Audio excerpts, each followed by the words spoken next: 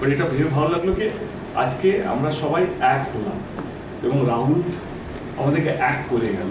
এবং এটাও সত্যি কে একজন চলে গেছে, এইটাকে যদি রেভলিউশন যদি করতে হয়, রাহুল যে রেভলিউশনটা তৈরি মানে নিয়ে এসছে, রাহুলের যাওয়ার পর যে রেভলিউশনটা তৈরি করছে সেইটার সঙ্গে আমার মনে হয়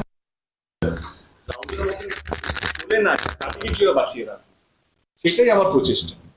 যে এইভাবে যদি কেউ আজকে তোমাদেরকে আমি যদি বলি তোমাদের যোগ্যতা আছে, আমি তো অর্পিতা তো কি বলি, তোর যদি আমি বলি ইউটিউব চ্যানেল বন্ধ করে দিচ্ছি, কেন আমি জানি না কেন বন্ধ করে দিচ্ছি, আমার ইচ্ছে করছে না, আমি তো কোথাও কাজ করবি না, আউলিং সার্ভাইভ।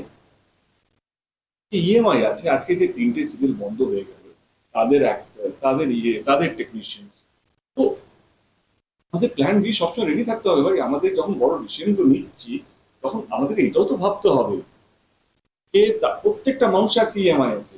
আজকে আমরা যতই রোজগার করি না কেন দিনের শেষে মনে হয় এটা খুব কম, মানে যাদের পরিবার আছে তাদের school tuition extra curricular activities, আজকে ডিজেলের যা দাম বাড়ছে, প্রত্যেকটা জিনিসের দাম বাড়ছে, কিন্তু আমাদের তো কিছু ইনক্রিমেন্ট হচ্ছে না। আমি যা 10 বছর আগে রেমুনেশন তো এখন তাই রেমুনেশন পাচ্ছি, মানে এখন বার্গেন করতে তোমরাও তো বুঝতে পারছো তোমাদের জায়গা, তোমাদের ইনক্রিমেন্ট কোথায় হচ্ছে। আজকে আমরা সবাই তো একটা জায়গায় আটকে গেছি, ইনক্রিমেন্ট তো কারো কিছু নেই। আজকে তোমাদের ইউটিউব থেকে যে টাকাটা আসতো আজকে তো এটা কমে গেছে, তো সব জায়গা তো কমছে। এবারে আমরাও যদি ইচ্ছে করে আরো কমাতে শুরু করি কাজ, সেটা কাল কাল লস।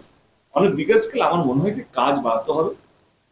আমার মাথায় অনেকগুলো প্ল্যান চলছে, কাউকে ছোট বড় না করে। ইলেকশন চলছে সেজন্য আমি বেশি কিছু বলতেও পারছি না, বলতে চাইছিও না, কিন্তু ঘুরে ঘুরে সবাই একই দল কর, মানে আমি আর্টিস্টের কথা বলছি না, যারা বুঝবার বুঝিনি।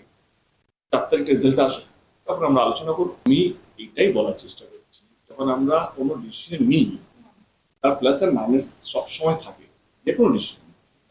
ভালো ডিসিশনের মধ্যে কিছু একটা আফটার এফেক্ট থাকে। আমার মনে হয় কি তার প্ল্যান বি রেডি থাকা উচিত।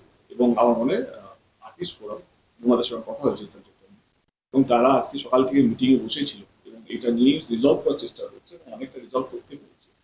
যে আমি চাই না কারো কেউ কাজ হারান, আমি চাই না কেউ ব্যান হোক। আমি তো কমপ্লিটলি অ্যাগেন্স্ট। আমি যদি রাস্তায় একাল দাঁড়িয়ে থাকি, যদি কেউ আমাকে সাপোর্টও না করে, আমি তবুও একাই লড়বো। এই ব্যান শব্দটাকে ব্যান করতে হবে এবং যারা ব্যান কালচার নিয়ে আসছে আমি তাদেরকেও ব্যান করতে রাজি আছি। কারণ আমার মনে হয় যোগ্যতা যারা আছে তাকে অধিকার আছে কাজ করার। যোগ্যতাকে তুমি তাকে তার থেকে চিহ্নিত করো। হ্যাঁ, কেউ যদি অন্যায় করে থাকে, কেউ যদি মানে হয় না কি আগেন্স্ট দ্য ল হয়ে থাকে, আগেন্স্ট দ্য সিস্টেম হয়ে থাকে, আমি শিওর তাকে ব্যান করতে তার কোনো অসুবিধা নেই। কেউ যদি কাজ করতে চায়, যদি নর্মস মেনে কাজ করতে চায়, why not? Why?